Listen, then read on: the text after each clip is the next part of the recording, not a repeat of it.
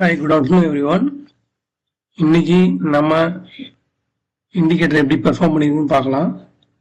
First indicator remove பண்றேன். நல்லா பாருங்க. இந்த சார்ட்ல நம்ம எங்க பை பண்ணா வின் பண்ணுவோம்? 1 இங்க, 2 3 4. இந்த 4 இடத்துல பை பண்ணோம். இங்கெல்லாம் எக்ஸிட் ஆனா மட்டும்தான் நம்ம வின் பண்ண முடியும். என்ன நடந்திருக்கு பார்க்கலாங்களா? கரெக்டா வந்திருக்கா? பை எங்க பண்ணுன்ற கரெக்டா சொல்லியிருக்கா? 50 பாயிண்ட் வரைக்கும் எடுத்திருக்கோமா? 50 பாயிண்ட் வரைக்கும் எப்படி கரெக்டா அக்யூரேட்டா போயிருக்கு. அடுத்து இங்க பை பண்ண டார்கெட் 30 பாயிண்ட். இங்க என்ட்ரி அதுக்குள்ளே மார்க்கெட்டே முடிஞ்சு. ஸோ 80 பாயிண்ட் எப்படி எடுத்திருக்க பாருங்க. அடுத்து இந்த சார்ட்டை பாருங்க. இதுல எங்க பை பண்ண வின் பண்ணுவோம்?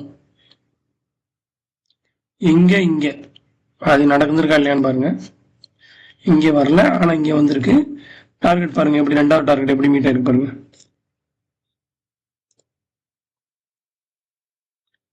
ஐம்பது, இங்க ஒரு 22 எப்படி நடந்திருக்கு? 50 70 கிட்டத்தட்ட ஒரு 90 பாயிண்ட்.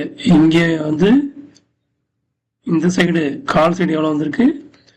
80 பாயிண்ட். கிட்டத்தட்ட 100 பாயிண்ட் நிப்டில. ஸோ ஒரு ஒன் டே ட்ரேடிங்ல 100 பாயிண்ட் நம்மளால பிடிக்க முடியும்னா அது டார்கெட்டோட எந்த ஒரு இண்டிகேட்டராலையும் அது யாராலையும் பண்ண முடியாது. பாருங்க, ஒரே ஒரு லாட் மட்டும் வாங்குறேன்னா எவ்வளவு பாருங்க ஒரு lot. Suppose I am investing this much amount,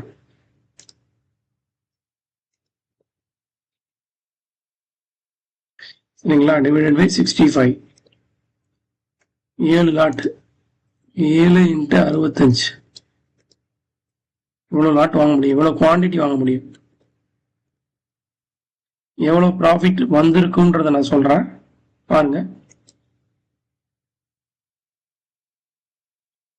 ஓகேவா? ஸோ இந்த இண்டிகேட்டரை பத்தி டீட்டெயில் தெரியணும்னா நீங்க எனக்கு வாட்ஸ்அப் பண்ணுங்க. தேங்க்யூ.